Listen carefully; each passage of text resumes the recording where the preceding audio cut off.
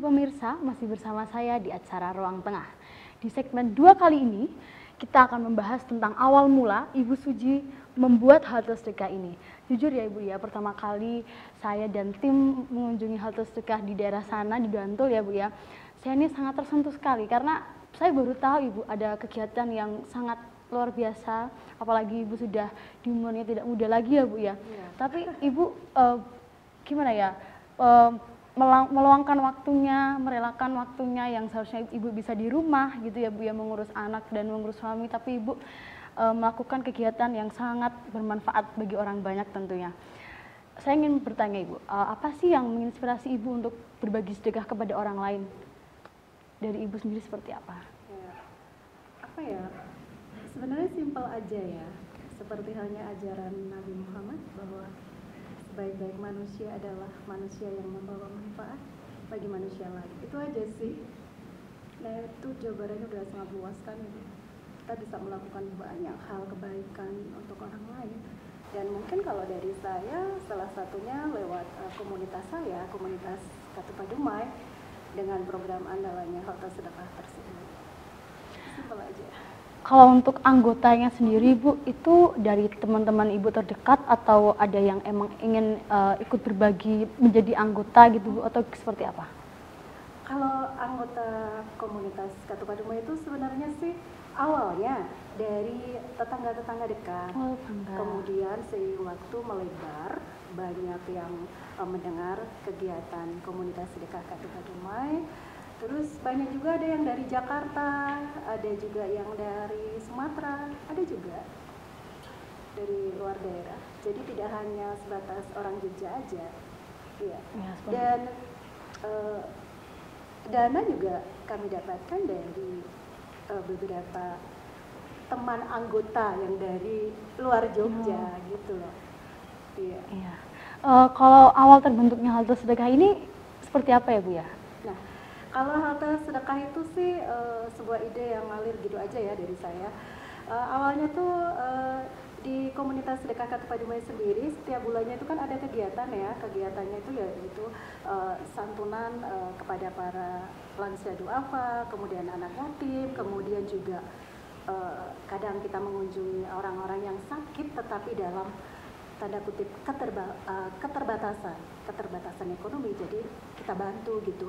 Nah selain itu waktu itu setelah pandemi kita coba berbagi nasi gratis di jalanan-jalanan gitu, di sepanjang jalan kayak gitu. Terus ada salah satu anggota kita yang bilang ke saya mau bantu etalase nasi gratis mau nggak sih gitu. Terus oh ya ide yang bagus juga gitu. Terus kita ngomong-ngomong sama pengurus, terus oke lah kita coba dengan berbagi nasi gratis tetapi dengan memakai lemari ataupun etalase. Gitu. Awalnya seperti itu.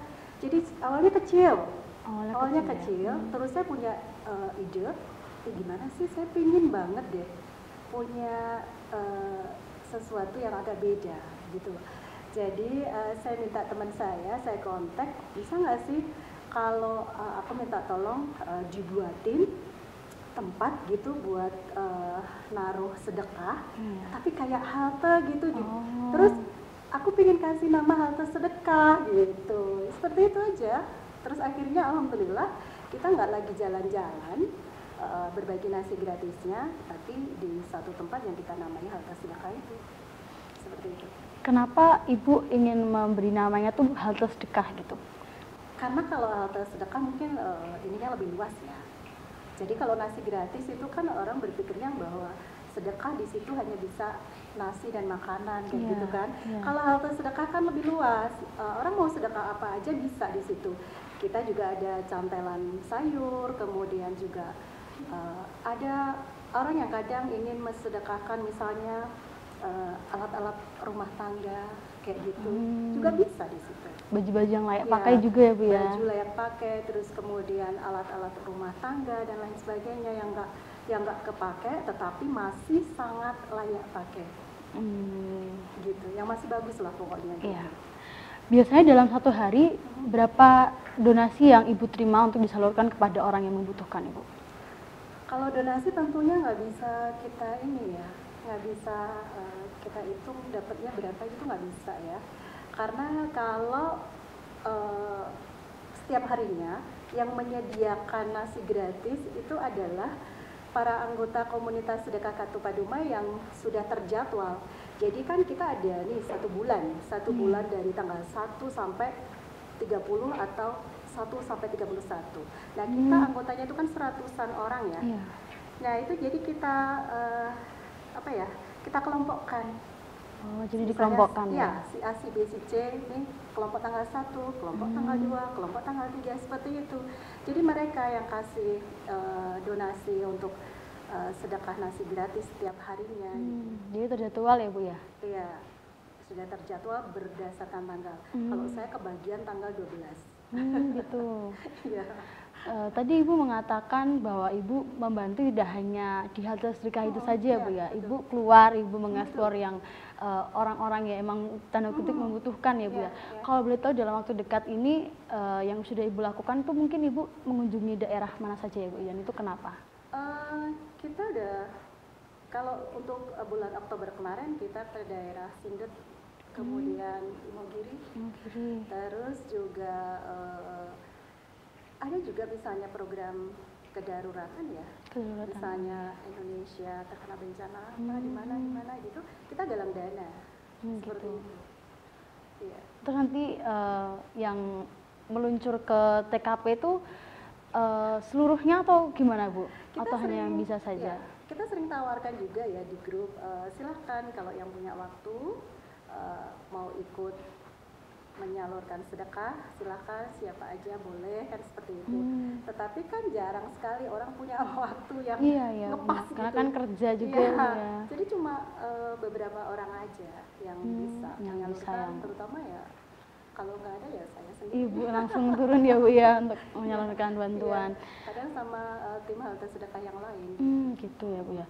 Kalau relawan-relawan gitu suka ada yang membantu Ibu nggak untuk menyalurkan bantuan ke daerah-daerah gitu? Ada beberapa orang yang anak-anak muda yang relawan, Ibu ya? Kalau anak muda sih nggak ada. Oh, nggak ada. Oh, jadi sangat luar biasa sekali loh ya. Itu dia, aku ketemu Allegra di sini, ketemu Cindy di sini. Dia sih merekrut kita ini ya. Ikut gitu.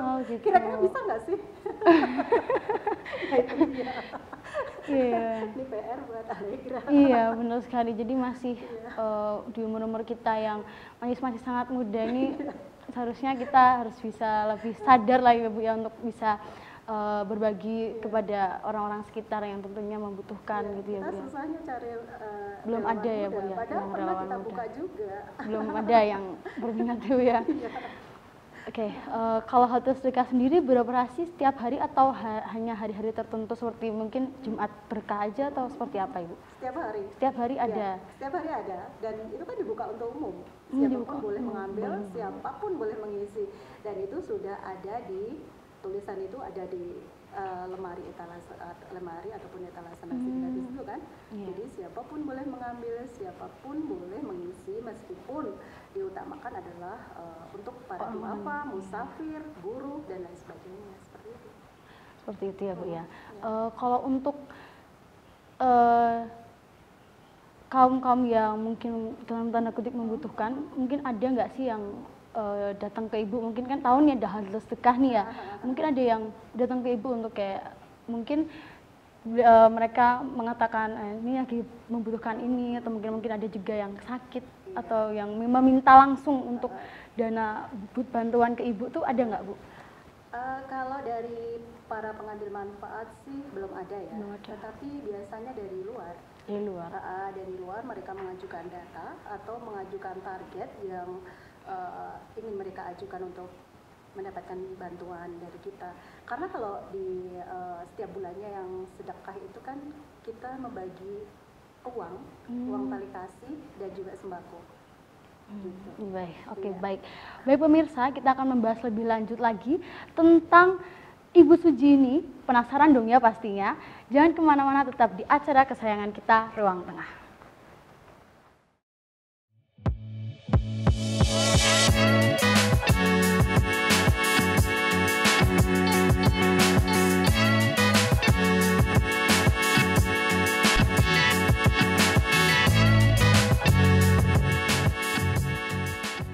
Kalau Halte Sedekah itu targetnya tentu saja lebih tepatnya mereka yang membutuhkan.